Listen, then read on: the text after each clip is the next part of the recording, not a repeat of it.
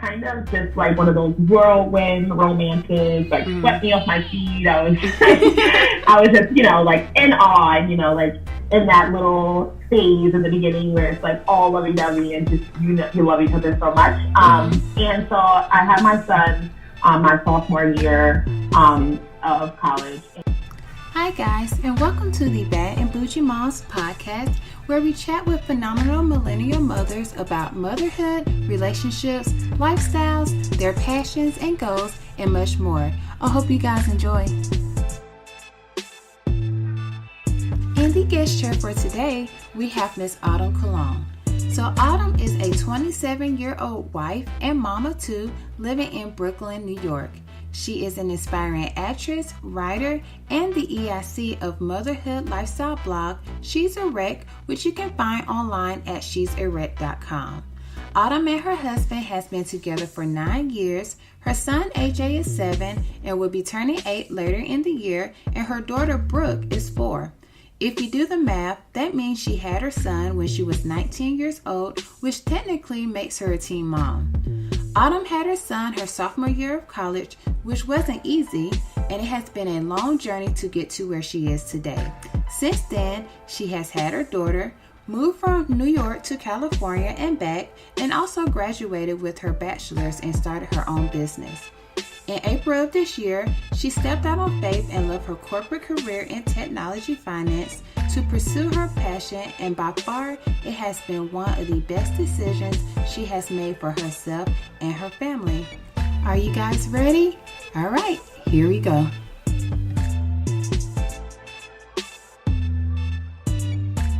Hi, you guys, and welcome to the Bad and Bougie Moms podcast show. On today's episode, I have Miss Autumn with me. Hello, Autumn. How are you? Hey, I'm good. How are you? I'm good. Yes. So, Autumn, thank you for being on the show. I really appreciate it. And just to kick it off, tell us more information about you, where you're from, how many kids you have, when did you start having kids? Because I know you have a very interesting story about that when you had your first child. So, ages, are you married, are you single, everything. Okay, perfect. So I'm originally from Harlem, Manhattan, New York. I currently live right now in Brooklyn, New York, and I am married. I've been married to my husband, so we just celebrated our 3-year anniversary. Nice. We've been together for about 8.5 years, 9 years coming up this December, which is exciting. We have a 7-year-old, 7.5, and a 4-year-old. She's turning 5 in August. So kind of like I am also, I'm actually only, how old am I? 27 years old. And so I had my son when I was 19 years old. So that's an interesting story. Right. Okay, so tell us about that. Tell us about being technically a teenage mom. Like, how did you get through everything? Because you did go to college, right? Yes, I did. I graduated with my bachelor's degree. So I met my husband when I was in college. When I was 18 years old, I was a freshman in college at St. John's University in Queens. We met, and it was kind of just like one of those whirlwind romances, like swept me off my feet. I was just, like in awe, and, like in that little phase in the beginning where it's like all lovey-dovey and just, you love each other so much. And so I had my son my sophomore year of college, and it was really important for me when I was thinking about raising children to make sure that I took the time off to like be a mom and like to focus only on that. So I took a year off for my sophomore year to just like breastfeed and stay home, and like my husband worked, and I kind of just was a stay-at-home mom to just kind of like make sure the household, everything was going well. It was really super important to me to just be home with my child in those first couple of years. So I took a year off. I just graduated actually college last year, so it did take me a few years longer than was needed, but that was purposeful. Right. I did have the support of my husband to be able to go back to school whenever I wanted, but like I said, it was super important for me to take the time off to just like solely focus on being a mom. Right. It was really hard in the beginning because I was living my freshman year, the first half of my freshman year, I was living on campus, with my roommates. We had a suite, and we were like, all fun and candy. And then when I decided to found out in my freshman year, March of my freshman year, to have my son, I moved out of the dorm room, and that was an interesting kind of thing. Was all my friends were like, "You're moving out, you're leaving us in your life," but it ultimately was a decision that I was like happy to have made. At no point that I like, I don't want to do this. It was always like, I want to be a mom, and I want to be a great mom and wife, and so I made the choice to do that at such a young age, and I'm happy now, and it's been an experience, but it was definitely hard in the beginning, having to explain to friends and family, the choices that I was going to be making. Right. So yeah.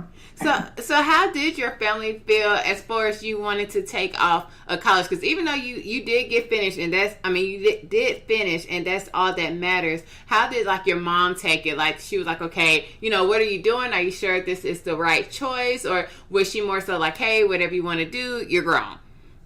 Yeah, so my mom in the beginning was like, I support you, whatever it is that you want to do, but I do want you to make sure that you don't forget to finish college. I was the first person in my family to graduate from high school and then go on to college, because I'm the oldest of 5. Okay. And so it was super important, because I was like the shining star, always had A's in school, had graduated top of my class, and so everyone was concerned, like, is this going to stop you from reaching your goals? Right. And I just spoke to my mom, like, in open, we have a really great relationship and friendship, and I just was like, this is something that's not going to stop me from doing whatever it is I want to do in my life. A child doesn't hinder you from living your life or achieving your goals. And I've always been a go-getter, and so she was just like, I have to trust the decisions that you make, and I have to trust your choices, and I know that your husband is somebody that's going to be there to support you, and as long as you make sure that you are doing what it is that you need to do, then I'm behind you 100% of the time. So it was definitely touch and go in the beginning, because it was like, oh my God, you're pregnant. You just went to college, and you have this whole life ahead of you. But it was also like having that trust between the two of us that whatever it is that I put my mind to, I can achieve it, and just like having those open conversations, which I think helped in this situation. Nice. So now second kid comes along. Are they like, you know what, girl, you got this? How was your transition going from having one child to 2? Oh, well, that's an interesting story as well. So initially, when I first had my son, I was like, I only want one kid. Like, I do not want to be one and done. Like, this is it. And then I remember my childhood memories of like growing up with my siblings, and my brother and I are 11 months apart, and it was super important to me to have that relationship. And so my husband and I decided to have a second child, and so we planned my daughter, and we were like making sure that we wanted the timing to be perfect, which never happened. But my son was going on 3 years old when my daughter was born, and the transition was a little bit hard because my son regressed into wanting, to be, and he wanted to be a child, he wanted to breastfeed again, and he wanted to be held all the time, and he wanted to come back into our bed. So that was a little bit difficult dealing with my son, because him and I are super, super close. I don't know if you know what attachment parenting is, but he was at my hip all the time, 24/7. And so having that transition between, having 2 children was the hardest part.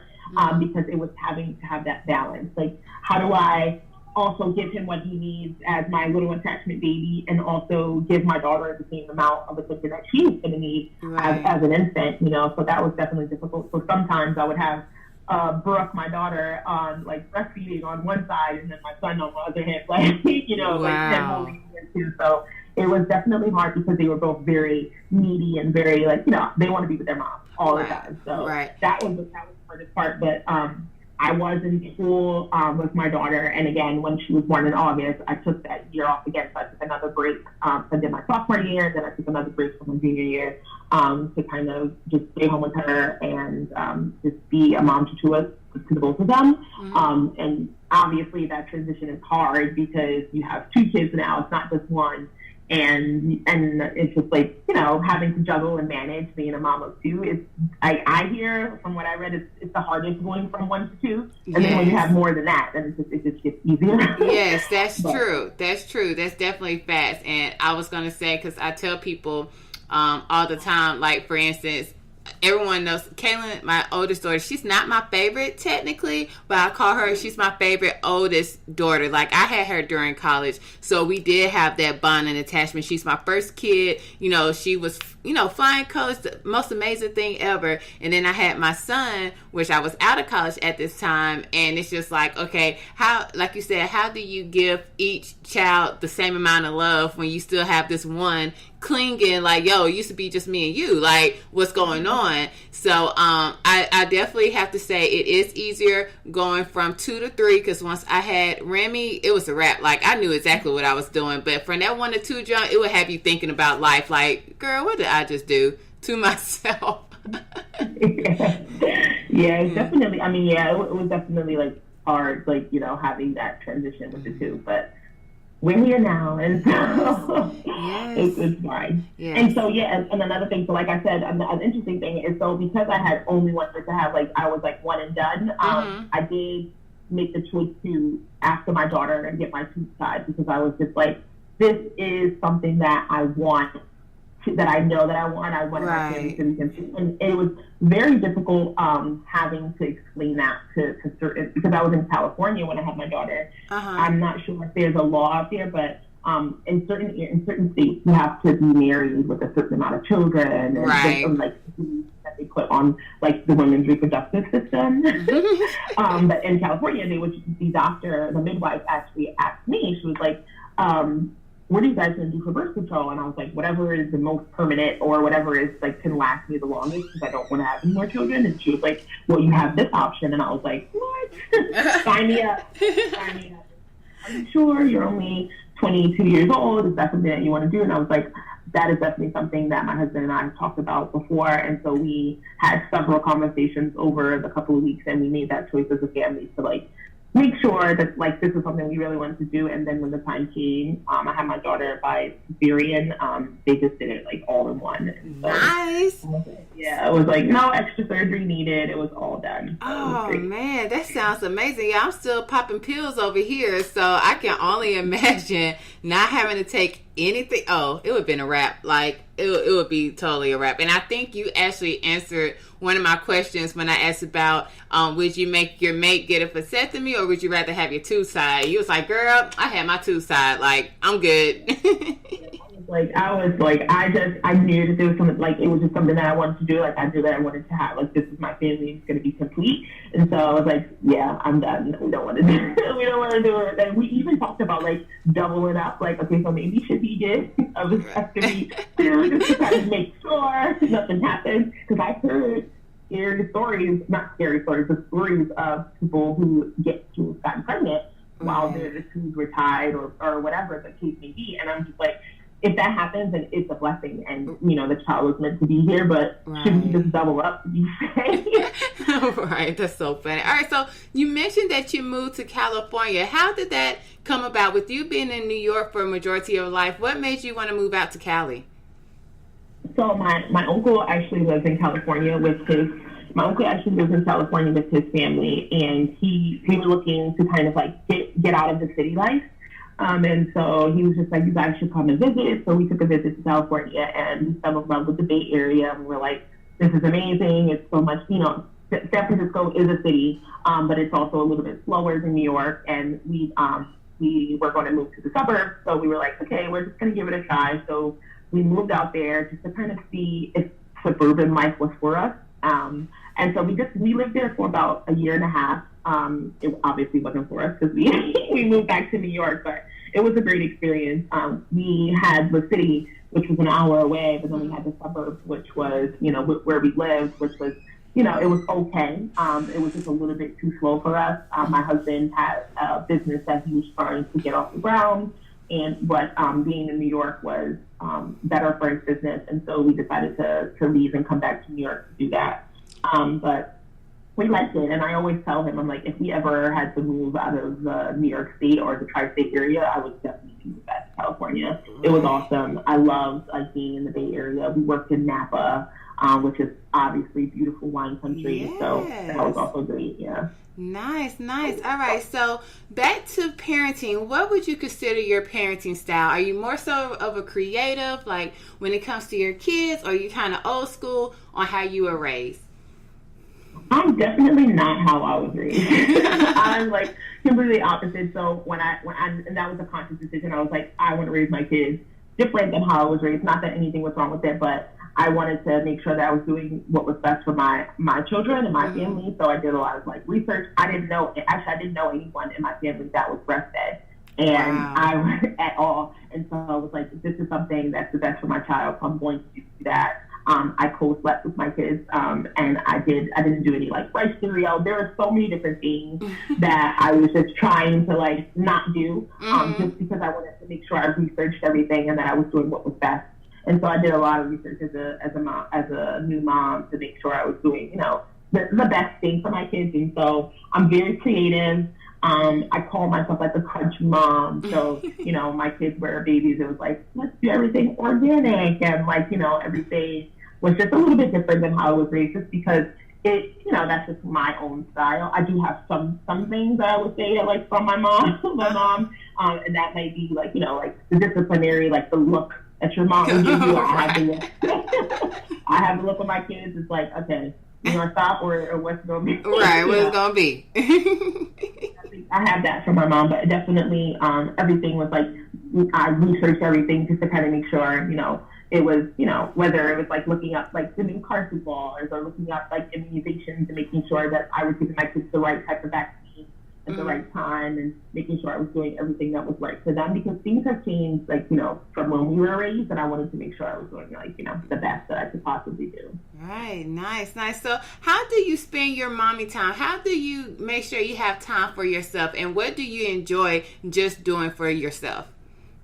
Oh my God. The thing that I enjoy the most is running. Okay. I love to run. That sounds crazy, but running for me is just like my me time. So I'm going outside by my house, and I'm just doing a 2-mile run with my Headspace meditation music on, or I have my Cardi B or Jay-Z or whatever it is I want to listen to, and it's just me and my thoughts, and I'm just running just for myself. It's just a time where I'm just like, you know what, like I don't have to think about my kids because they're home. I don't have to think about my work because it's not in front of me. And now I can just like kind of de-stress and just have like my self-care mommy moment. So right now, and has been for the past year and a half, that has been like my thing. I also enjoy writing. Writing is something that I've always loved to do since I was in 7th grade. I kept a journal every year. And I just use the journal to just like kind of write down. I call it like a brain dump.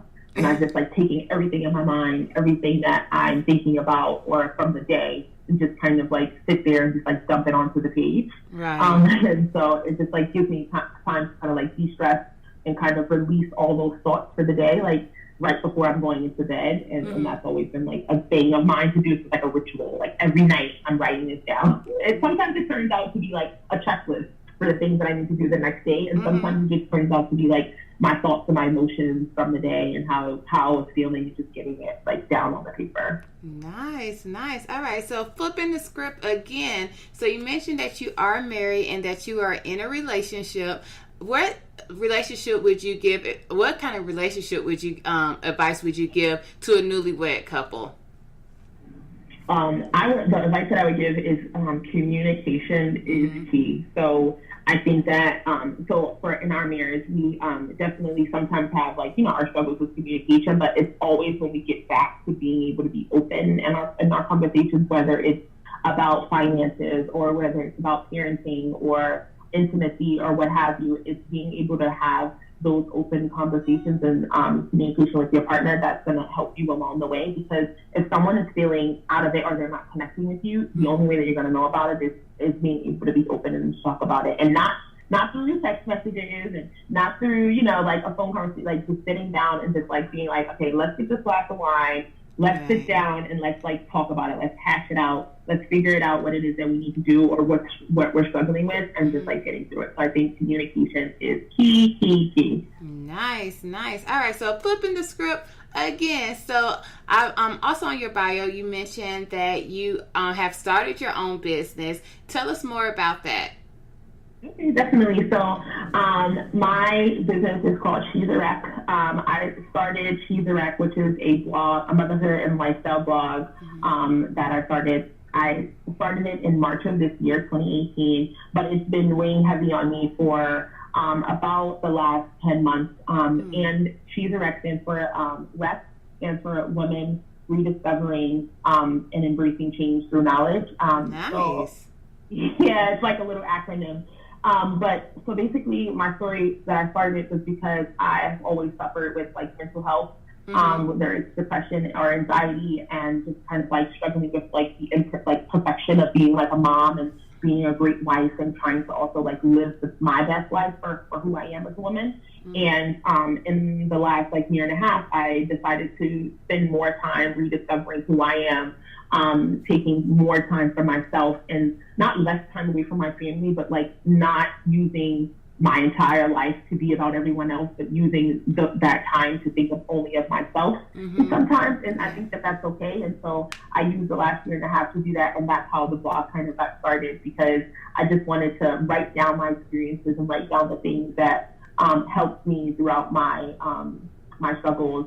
And I would always get text messages or Instagram messages or Facebook, whatever, about like how perfect my life was, and like, oh my God, like your life is so perfect, your family is so beautiful, and like everything is just like so like amazing. And I would just be like, no, that's not the truth. Like, it's not the truth. It's like it's like at the end of the day, like as long as my kids are fed, like that is it. Like I am a wreck. Like you have no idea. Right. Like sometimes I'm happy if there's like Cheerios for dinner. And I just wanted to like show that and highlight that it's okay to be like, it's okay to be a mom and be a boss and be a wife, but it's also okay to be a wreck. It's also okay to not be perfect. It's also okay to just like have struggles and to just not have it all together, because even if you don't have it all together, that doesn't mean you're not doing a great job. And so that is kind of what the She's a Wreck brand is all about, highlighting the imperfections, because, you know, like not everything has to be perfect all the time. Right. You made a good point. A lot of people, especially when they're looking from the outside in on relationships, I have to tell, people all the time that social media is social media. You can place whatever you want on social media. It does not mean that that's what's going on behind the scenes. Like, especially when it comes with kids, it's like, okay, you always see, the kids happy, smiling and all that stuff, but you don't see when the kid's throwing up or having a tantrum, and I have to sit up there and be like, hey, like, cut it out before I leave you. So it blows my mind how people, honestly, whatever they see is what they perceive your whole entire life is. Like, everything is flowers and rainbow Skittles and, whatever. But it's definitely not like that way all the time.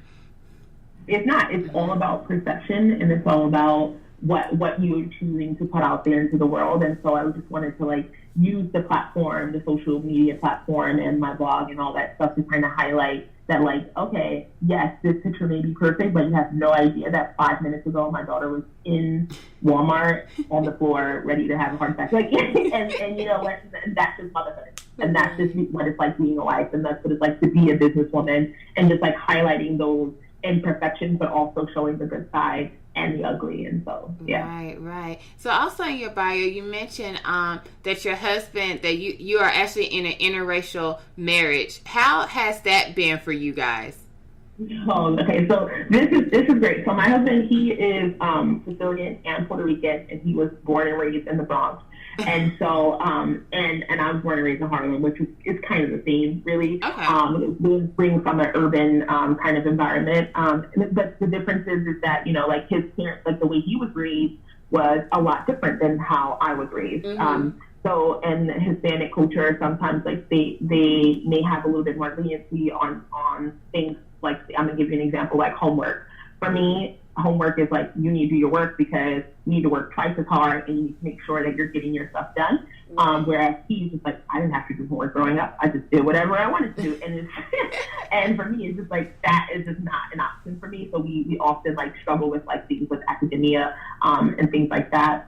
His mom, she passed away, but she just was a little bit more lenient and less strict than my mother was. But, Mm-hmm. and I am like the mom, I'm the stickler in the family. And Right. like, I'm the mom that's like, not the dad mommy, but like, you're going to do this and you're going to do this at this time because I said so type of, Right. type of thing. And he's a little bit more freeing. And so we often have like the good cop, bad cop thing, which is good because you balance that out in parenthood. But we definitely have different types of disciplinary like styles, which can sometimes cause a little bit of a rift between the two of us. If I'm telling a kid that like, no, you can't do this, and then he's like in the back of his mind like, well, why not?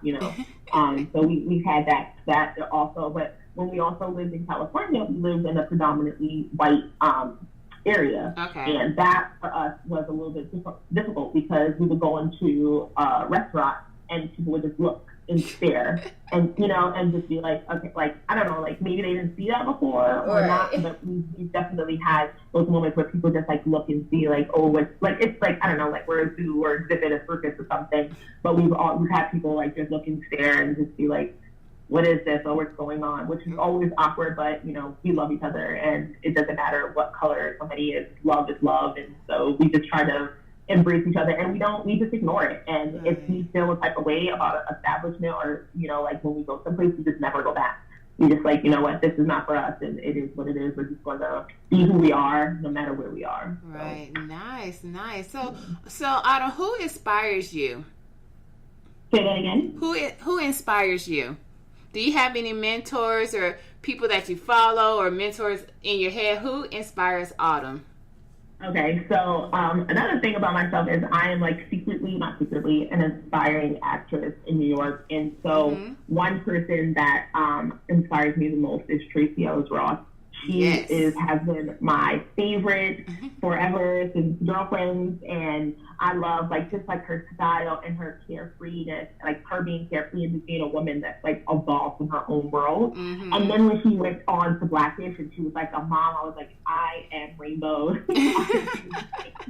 We are the same person. And so like when I think about her, like her career trajectory and what she's done in the entertainment world and how she's displaying like a woman in a power figure, but also being a mom and a wife on television, I aspire to just like be or play the characters that she plays in the industry. And so I love everything about her and just like her femininity and how she stands up for women's rights.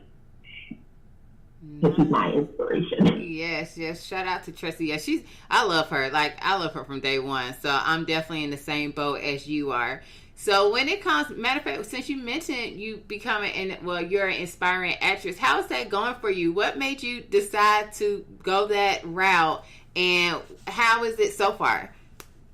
So when I was, all my life, like growing up in high school and junior high school, I would always try and be a part of like the school plays, you know, and I come from a singing family. My grandmother was a minister and singer. My sisters, like we all just sing, you know, like in the family choirs and things like that. And so I've always had a love for the arts in general. And so when I went to college, I had an opportunity to be a part of a student production of A Raisin in the Sun. And that was my first time being having a major role in a production on a stage for the school. And once I was underneath those lights, and I was just like, this is where I'm meant to be. I am meant to be here playing these characters.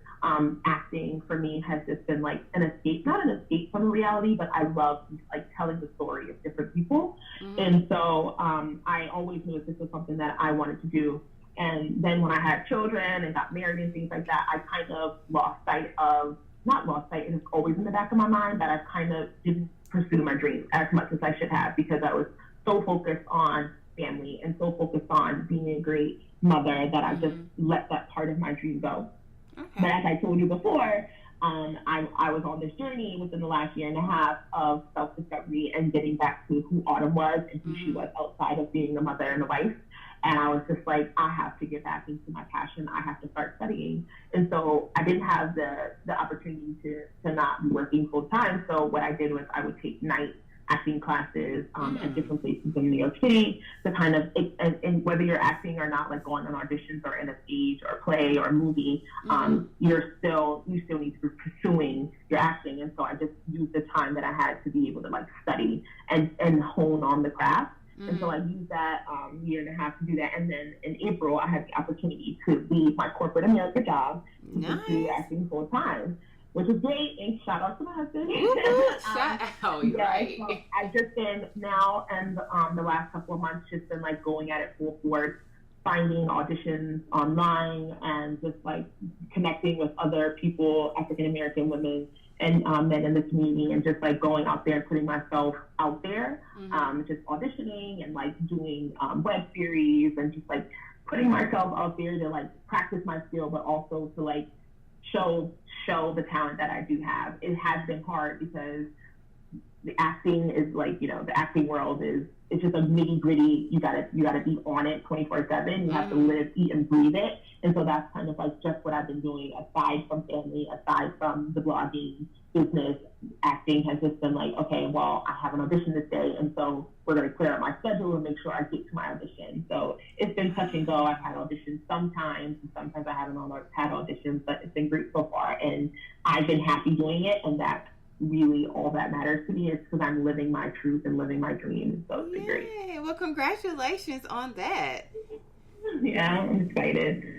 Yes. So how was it? How did you feel leaving your corporate job? Was it to the point where you was just tired because you had, so much going on, especially being a mom, being a wife, having a business, trying to do the acting thing part-time? Was it just to the point where you're like, you know what, something's going to have to go, and you just talked about it? Or was it, how was it?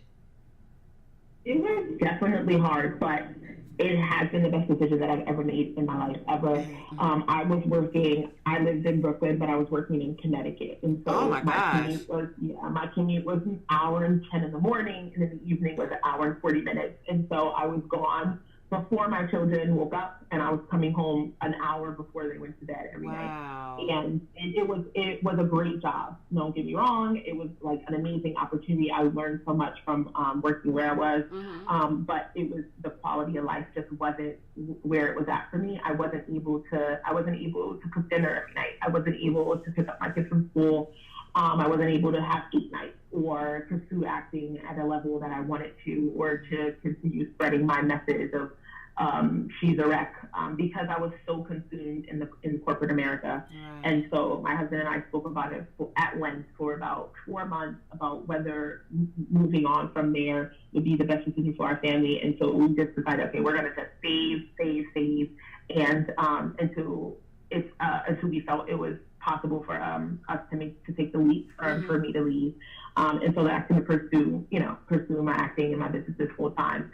And it was scary. Like, it was literally scary knowing that you would leave your cushion to go and be a self-starter. Right. Like, you're leaving your salary and like whatever health insurance that you have there, and your safety net. And it was just like, I can't live my life and stand in my truth if I'm going to continue to be scared. The only thing that's holding me back is myself. And so my husband was just like, you miss every opportunity that you don't take. You miss every shot you don't take. And so this is your shot.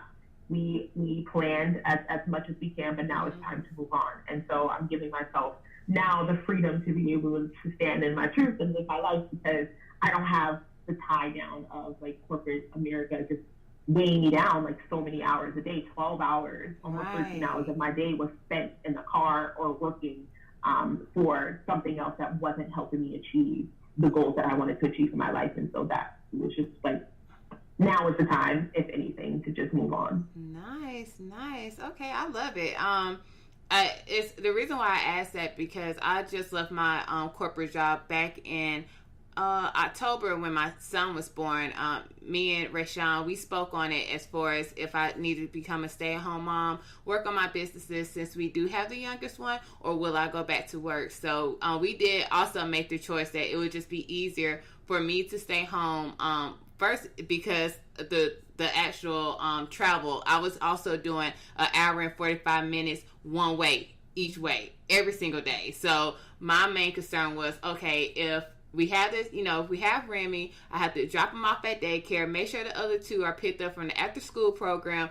By the time I get to, home and get everybody settled, it's already 7:30, 8 o'clock. No time for, to be able to spend with the kids, do homework, anything like that. So it makes it way easier, honestly, to have that one person be able to have that flexibility. Like, now we don't have to worry about, okay, if one of our kids gets sick at school, who's going to be able to pick them up? Or if, Mason has basketball practice here, but Kaylin has soccer practice, how are we going to do everything with both of us at work from 9 to 5? So I tell people, even though, we have to budget more and, things like that, I would rather have the peace of mind knowing that my kids have me as they want, versus me like, oh my gosh, I have to check my PTO to make sure I can get these days off so I can come to your award show.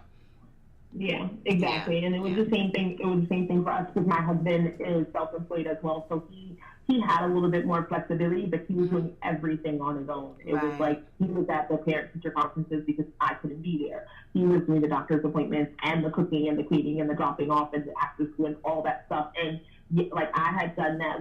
It was like we had role reversed a little bit, and it was he couldn't really focus on his business as much as he could, as much as he wanted to, because he was so consumed having to do everything on his own for so long. And so that it was just like, it's just going to be easier, like you said, to have a parent to be able to be home and to just kind of like be able to deal with those kind of things. So it was, like you said, the best decision, having to make that choice. Yeah, it's definitely a great balance. I tell you, that's one thing. Communication and making sure you guys balance each other out is my top advice for anybody who's in a relationship. So there you have it.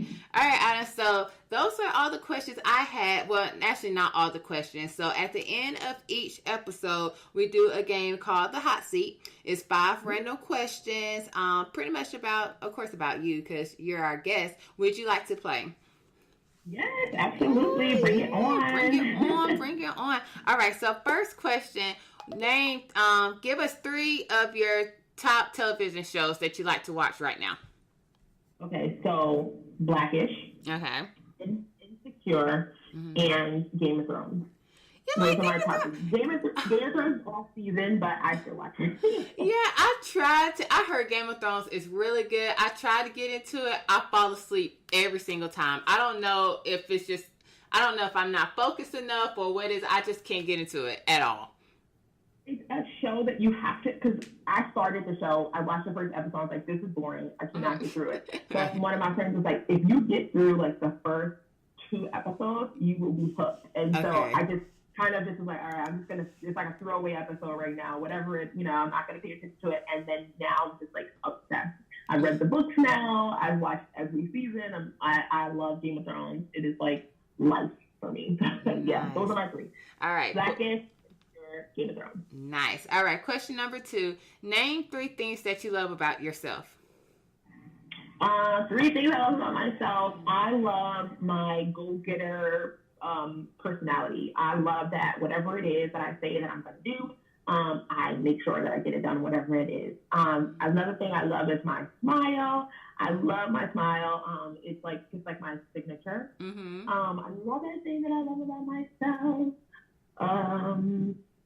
This is hard. I love my style, I guess is the thing. Okay. Like I feel like in the last couple of months, like I've just kind of been like trying different new things with my new body, and just like now that I have this new style, I love that like I'm able to like dress up and like play Barbie doll with myself, and so it's always fun. Nice. All right, next question.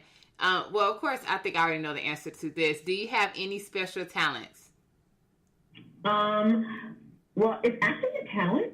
That's what I'm thinking. I was going to say you was going to say that answer, so I would say yes, but give us another talent since we know that you're talented in that area already.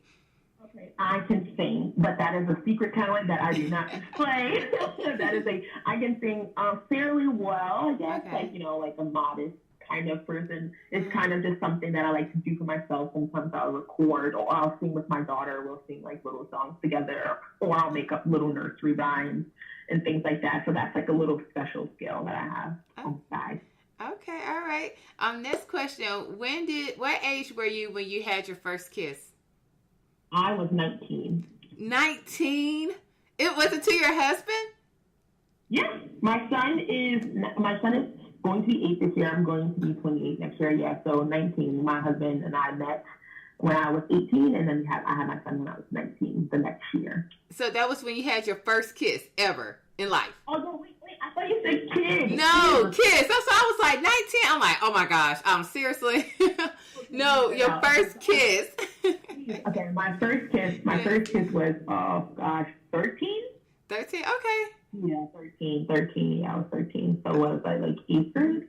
Yeah. Yeah, okay. All right. So last question. I want to say this is 5. It might be 6. But what is your favorite movie of all times? Oh, my God. My favorite movie of all time, this is weird, is called Crush Groove.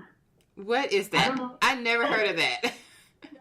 Fresh Groove is a like an old school hip hop movie. Okay. It's about like Def Jam in its early days. It has oh my god, it's a really good movie. It has a lot of like Sheila E. and the Fat Boys, and it has LL Cool J in it, and it's just kind of like about like Russell Simmons and Run DMC kind of like getting started in the industry, and I absolutely love it. I can watch it every day. Nice. Oh, I have to look this up. Is it on Netflix? No, it's not on Netflix. I have it old school on DVD. Okay. Yeah, it's not on Netflix. It should be though. It should. Right, they should have it. I'll find it on Google somewhere. I have to watch this now since you mentioned it. It's a good movie. It's really good. A lot of good music in there. Right. Well, thank you so much, Autumn, for being on the show. And if anybody wants to follow you, follow She's a Wreck, how can you be reached on social media? Thank you for having me. I'm so excited to be a part of this. You can follow me on Instagram at she'sarep_. You can also follow along on my blog, which is www.she'sarep.com. And also I'm on Facebook at facebook.com/she'sarep. All right. Well, thank you so much, Autumn. We are done. I'm so excited. Thank you for having me. It was great speaking with you. I'm so excited to be a part of this project. I love what you're doing. It's amazing. All right, guys, that is it for us. We hope you enjoyed the show. If you would like to get into some more fun, follow us on social media. On Instagram, we are at Bad and Bougie Moms, on Facebook at The Bad and Bougie Moms, and also on Twitter at BBM_podcast. Make sure you like, share, and comment on any of the podcast platforms that you listen to us on. Again, we hope you guys enjoy. See you later.